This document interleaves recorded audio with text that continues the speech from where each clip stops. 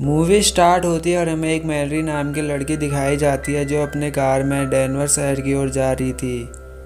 लेकिन कुछ ही दूर आगे जाने के बाद उसकी कार अचानक बंद पड़ जाती है।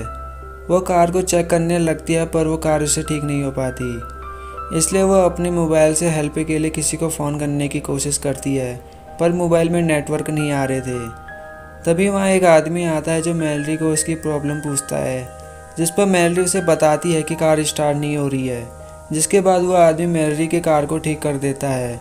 उस आदमी का नाम क्रिश्चियन था। वो दोनों आपस में कुछ बातें करते हैं। फिर उसके बाद मैलरी अपने कार में बैठकर जाने लगती है, लेकिन कुछ दूर आगे जाने पर मैलरी कार को रोककर उसे लिफ्ट देने का इशारा करती है। जिसके बाद क्रिश्चियन भी उस कार में बैठ जाता है।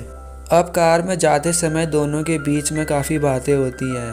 पहले तो क्रिश्चियन उससे अच्छी तरह से बातें कर रहा था पर धीरे धीरे उसकी बातें बहुत अजीब होने लगती हैं, जिस पर मैलरी को उसकी बातें अच्छी नहीं लगती और वो उसे कार से नीचे उतरने को कहती है। लेकिन वो आदमी बहुत ख़तरनाक होता है। वो मैलरी को चाकू दिखाकर कार को चलाते रहने को कहता है। मैलरी बहुत ज़्यादा डर जाती है, लेकिन तभी वो देखती है कि क्रिश्चियन ने कार की सीट बेल्ट नहीं पहनी है और वो कार को खाई से नीचे गिरा देती है। मैलरी ने सोचा था कि वो सीट बेल्ट की वजह से बच जाएगी और क्रिश्चियन मारा जाएगा। जब कार नीचे गिर जाती है तो हम देखते हैं कि क्रिश्चियन की बॉडी दूर पड़ी है और मैलरी का पैर कार के अंदर बुरी तरह से फंस चुका था। पर क्रिश्चियन मरा नहीं था बल्कि घायल हुआ था। और वो जब उस देखता है कि मैलरी कार में फंसी हुई है तो वो उसे ऐसे ही घायल छोड़कर वहाँ से चला जाता है। कुछ देर बाद रात हो जाती है और वो अभी भी उसी कार में फंसी हुई थी। वो जोर जोर से हेल्प चिल्लाकर मदद मांगती है पर वहाँ आसपास कोई भी नहीं होता है। अगली सुबह मैलरी देखती है कि उसके घाव पर चींटियाँ लगी हुई है। वहाँ क्रिश्चियन भी आता है पर वो उसकी कोई भी हेल्प नहीं करता। वो उसे बस परेशान करता है, फिर वहाँ से चला जाता है। मैलरी एक और रात उसी कार में बिताती है। फिर अगले दिन क्रिश्चियन वहाँ फिर से वापस आता है और उससे कुछ बातें करने लगता है। वो उसे एक आरी देता है और उससे कहता है कि तुम इससे अपना पैर काट कर आज़ाद हो सकती हो।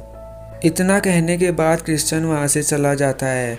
मैलरी उस आरी से अपना पैर काटने की कोशिश करती है, लेकिन वो आरी टूट जाती है। उसे बहुत ज़्यादा प्यास लग रही होती है, इसलिए वो खुद का टॉयलेट पी लेती है। कुछ देर बाद बहुत तेज़ बारिश होने लगती है और जहाँ पर वो कार फंसी हुई थी वहाँ बहुत सारा पानी बहने लगता है, जिस वजह से कार के साथ मैलरी भी उसी पानी के बहाव के साथ बहने लगती है। अब अचानक कार कुछ इस तरह से मुड़ती है जिससे मैलरी का पैर वहाँ से बाहर निकल जाता है। फिर वह पानी से बाहर निकलती है और आगे की ओर बढ़ने लगती है। तभी उसे सामने एक घर दिखाई देता है। उस घर से एक लड़की के चिल्लाने की आवाज़ आ रही थी, जिसके बाद मैलरी उसकी मदद करने के लिए उस घर की तरफ जाती है और वहाँ पहुँचने पर वो देखती है कि क्रिश्चियन ने एक लड़की को बेड से बांध रखा है। क्रिश्चियन दूसरे कमरे में था, इसलिए मैलरी उस लड़की की मदद करने के लिए जाती है, लेकिन तभी क्रिश्चियन वापस आ जाता है। मैलरी वहाँ से भागने लगती है और उसके पीछे क्रिश्चियन भी जाता है, जिसके बाद मैलरी क्रिश्चियन को बालकनी से नीचे गिरा देती है और वो एक ट्रैप में जाकर फंस जाता है। अब क्रिश्चियन की हालत भी कुछ मैलरी जैसी हो गई थी, क्योंकि क्रिश्चियन ने भी मैलरी को मारा नहीं था बल्कि उसे तड़पने के लिए छोड़ दिया था। जिसके बाद मैलरी भी उसे तड़पने के लिए छोड़कर वहाँ से चली जाती है और इसी के साथ ही मूवी यहीं पर ख़त्म हो जाती है।